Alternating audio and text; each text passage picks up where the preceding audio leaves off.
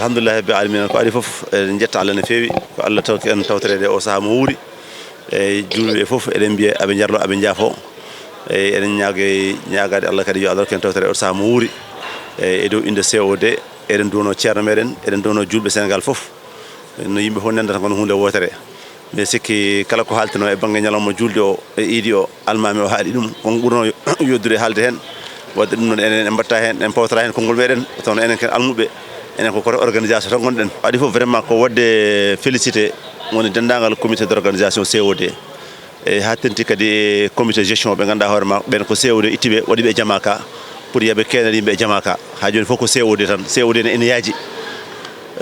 kamɓe kadi halfinaɓe ɗum ɓe soko gongol Allah guila korko fuɗɗi ha ɗo henna ɓe mbaɗi golle mawɗe no feewi no feewi no feewi vraiment kamɓe fof eɗen mbiyaɓe vraiment Allah jarama ɓe jarama no tawno wona hunde wemde eyyi adana ni ko enen en Aliou Coumé en gonano hen kono joni ayi ko kamɓe gonata hen min mbawa joɗade korka ha gasa taw min garani ɗum noon ko ɗum woni COD ko ɗum woni dental ngal ça veut dire que wona tan minen ala no jogui kadi woɗɓe ganduɗa hoorema hayso min ngala ɗo kamɓe ɓe mbawi arde ɓe mbaɗa golle ɗe te kadi min sikki korka holliri ɗum ko ɓenni ko fof holliri ɗum noon fof firtata tan ko ceerno Mouhamadou Seydou radiallahu taala anhu duwa makko o jaaba ɓesguji dental ngal ɓe nototima e golle ɗe ganduɗa hoorema hande ko golle dental makko ɗum noon eɗen jettiri hen Allah guila korka fuɗɗi ha ñalawma mo korka o ga sanki miɗo wawi widema kumtaji ɗe no mbattino no mbaɗirama noon ɗum noon so gongol Allah ko hunde ɓoyde ɓuuri duuɓi capantati kono noon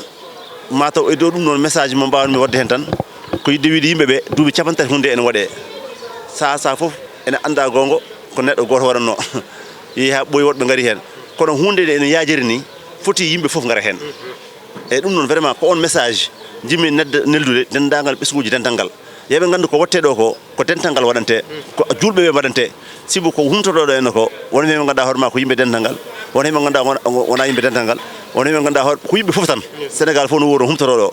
ko temedde yimɓe ñamata ɗum to ñalawma ɗum noon so wayi noon ene moƴƴi yimɓe fof ballodira hen so gongol Allah organisation ene muusi kono noon alhamdulillah rabbil alamin tawno yimɓe ko golle almudagal tan ɓe tirata tamperde ni ko ɗum noon dal vraiment woni ko ganduɗa hoorema woni message mo mbawɗa wadde lancé caggal wadde félicité yimɓe mo ganduɗa hoorema comité d' organisation kadi e donade kadi woni almami o Mame Siraji Bayla kadi e ñagade konko ceerno Abdourahmane de foof ñagade Allah junnuɓe ɗo henna sibo kamɓene kadi aɓe gardi diine o no ɓuuri fewirde ene ɓuuri moƴƴirde e ɗum taki vraiment yo Allah ɓoynuɓe ɗo henna hono ceerno Ahmadou Baro Sow en ceerno Siraji Sow en kamɓe ganduɗa hoorema hande kamɓe ndewi almami kadi kamɓe gonɗo henna kamɓe fof eɗen dono vraiment yo Allah junnuɓe ɗo henna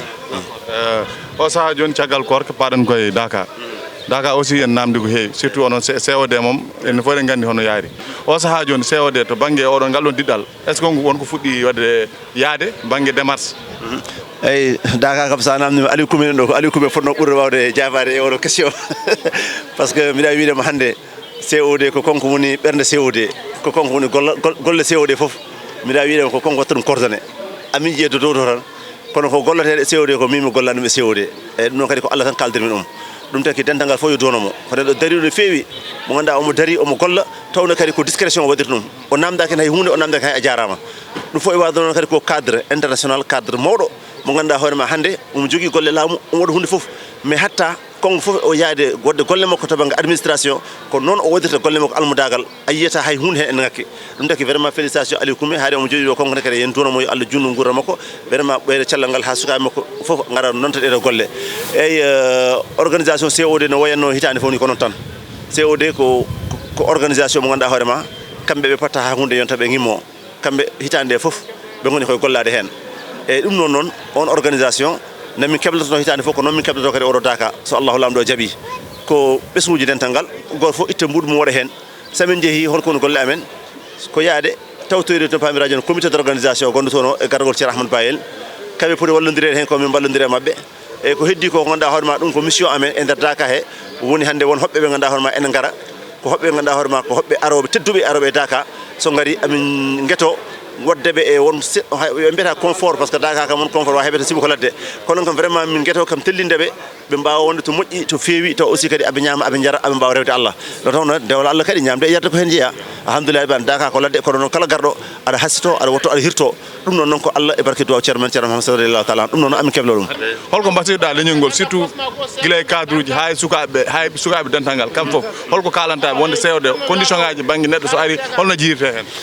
eyyi ko COD ko hunde ganduɗa ko ma auditinde kala almuɗo koye hen jeeya kala jullu mo ngannda jiddo gollade moƴƴere ko hen jeeɗa hay goto uddana ko sewude ko heddi ko noon ko wiide yimɓeɓe comité d' organisation yo yimɓe fof jaaha mballaɓe e Daka o no tawno vraiment Daka ko golle mawɗe te Daka kadi hay goto joganaki en ɗum Daka jogui ɗum ko almudagal e golle almudagal